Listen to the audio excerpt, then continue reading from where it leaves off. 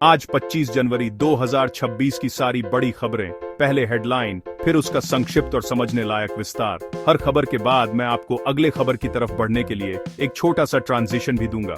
अगर आपको ये वीडियो अच्छा लगे तो लाइक, शेयर और सब्सक्राइब जरूर कीजिए। घंटी दबाना मत भूलिए। अंत में एक जीके सवाल भी है। सही उत्तर देने वालों में से कुछ को छोटा इनाम दिया जाएगा, इसलिए कमेंट में अपना उत्तर जरूर दें। चलिए शुरू करते हैं। जीके सवाल, कमेंट में जवाब दीजिए। सही उत्तर वालों में से कुछ को छोटा इनाम मिलेगा।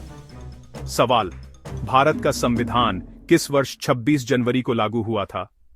ए 1947, बी 1950, सी 1952, डी 1949।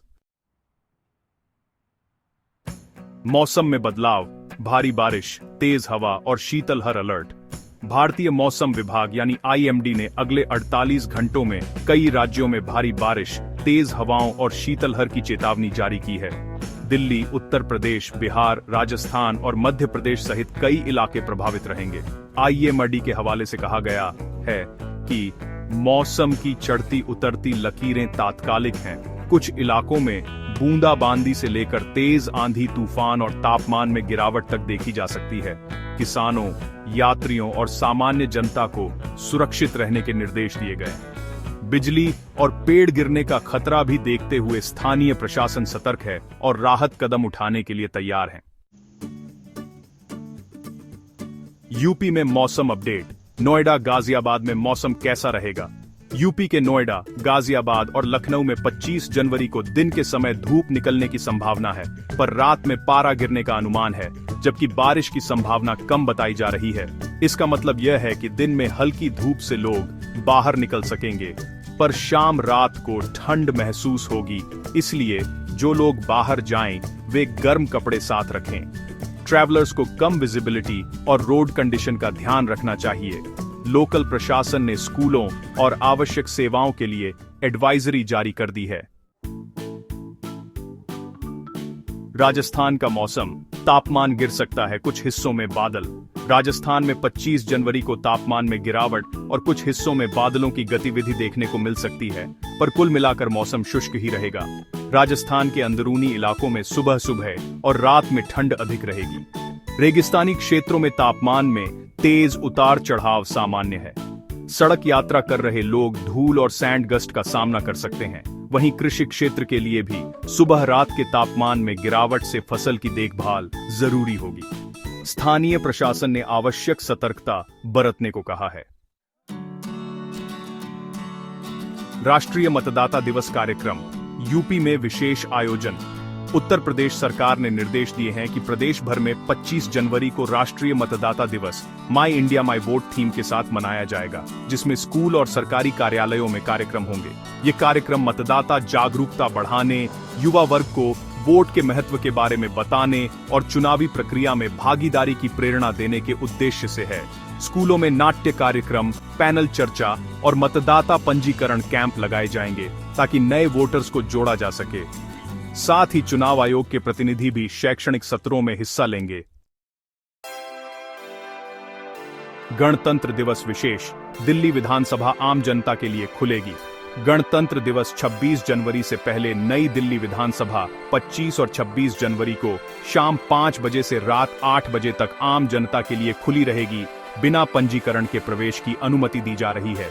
यह पहल नागरिकों को लोकतांत्रिक संस्थाओं के करीब लाने और विधानसभा के कामकाज को देखने समझने का अवसर देने के इरादे से है। आगंतुक सुरक्षा जांच के बाद प्रवेश कर सकेंगे और सीमित क्षेत्रों में ही जाने की अनुमति होगी। परिवारों और छात्र समूहों के लिए भी यह एक शैक्षिक अनुभव रहेगा, जिससे बच्चों को संविधान और विधायिका की प्रक्रियाओं की समझ बढ़ेगी। चांदी का भाव, देश भर में रेट में बदलाव के साथ 24 और 25 जनवरी के दौरान हल्का सा उतार चढ़ाव देखने को मिला है और कई प्रमुख शहरों में नए रेट दर्ज किए गए हैं, जिससे व्यापारियों और घरेलू खरीदारों की दिलचस्पी भी बढ़ी है। वैसे चांदी के भाव अंतर्राष्ट्रीय बाजार, डॉलर की चाल और स्थानीय मांग आपूर्ति पर निर्भर करते हैं। निवेशक भी अल्पकालिक पल्स के हिसाब से खरीद बिक्री कर रहे हैं। जो लोग ज्वेलरी या निवेश के लिए चांदी खरीदने का सोच रहे हैं, उन्हें बाजार की ताजा कीमतें और फैक्ट्री रेट्स देखकर ही निर्णय लेना चाहिए। साथ ही ऑनलाइन और लोकल शोरूम के दामों में जो अंतर है, उस पर भी ध्यान देना जरूरी है। राष्ट्रीय अंडर 19 वर्ल्ड कप 2026 में भारतीय टीम ने अपने लीग मैच शानदार ढंग से खेलकर सुपर 6 राउंड में जगह बना ली है, जिससे युवा खिलाड़ियों और स्काउटिंग सिस्टम की तारीफ हो रही है। दरअसल युवाओं की यह जीत टीम के स्ट्रेंथ, बैकअप खिलाड़ियों और कोचिंग स्टाफ की मेहनत का नतीजा है। कई युवा बल्लेबाजों और तेज गेंदबाजों ने खुद को वर्चस्व स्थापित कर दिखाया है। अब समर्थक और स्काउट्स अगले मुकाबलों की रणनीति पर नजर रखे हुए हैं, जबकि टीम मैनेजमेंट प्लेइंग 11 और पिच फेनोमेनन का विश्लेषण कर रहा है। मौसम अलर्ट। राजस्थान, उत्तर प्रदेश और बिहार में कोहरे और ठंड बढ़ गई है। पिछले कुछ दिनों में तापमान के गिरने और कोहरे के बढ़ने से इन राज्यों में ठंड और विजिबिलिटी की गंभीर समस्या देखी जा रही है, जिससे ट्रांसपोर्ट पर भी असर पड़ा है। सुबह सवेरे वायु गुणवत्ता में गिरावट और सड़क तथा रेल यात्रा में देरी की घटनाएं मिली हैं। किसानों को भी फसलों की ठंडी सुबह रात से होने वाली क्षति का डर रहता है। स्थानीय प्रशासन और मौसम विभाग ने नागरिकों को सुबह की यात्रा से बचने और जरूरत पड़ने पर ही बाहर निकलने की सलाह दी है। मौसम अलर्ट। जी न्यूज। उत्तर प्रदेश में बारिश और आंधी तूफान की चेतावनी जारी की गई है। उत्तरी उत्तर प्रदेश के कुछ हिस्सों में बारिश और आंधी तूफान की संभावना को देखते हुए मौसम विभाग ने अलर्ट जारी किया है। खासकर खुले इलाकों, फसलों और अस्थायी संरचनाओं के आसपास सतर्कता बरतने की सलाह दी गई है। आंधी तूफान की तेज रफ्तार पेड़ गिरने, बिजली लाइनों में नुकसान और नुकसानदेह हालात पैदा कर सकती है। इसलिए प्रशासन ने ग्रामीण और शहरी इलाकों में सुरक्षा के उपाय मजबूत किए हैं। जनता से अनुरोध है कि वे सरकारी निर्देशों का पालन करें और जोखिम भरे इलाकों में जाने से बचें। प्रमुख दिन आज रथ सप्तमी और सूर्यदेव की शुभ स्थिति है। 25 जनवरी को ज्योतिष और धार्मिक मान्यताओं के अनुसार रथ सप्तमी या सूर्य जयंती का प्रभाव है, जो कई परिवारों और मंदिरों में विशेष पूजा, आराधना और परंपराओं के साथ मनाया जा रहा है। धार्मिक मान्यताओं में यह दिन सूर्य देवता को समर्पित माना जाता है और कई स्थानों पर विशेष रथ यात्रा, भजन कीर्तन और प्रसाद वितरण का आयोजन होता है। लोग परंपरागत रूप से सफेद या पीले वस्त्र पहनकर सूर्य को अर्घ्य देते हैं।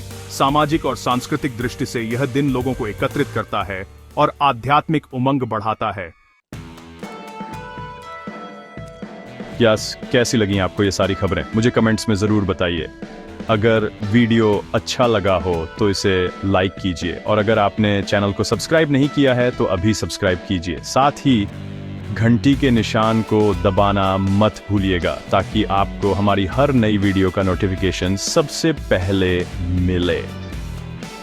मैं फिर मिलूंगा ऐसी ही अच्छी और खास खबरों के साथ। तब तक के लिए जय श्री राम, जय हिंद, वंदे मातरम।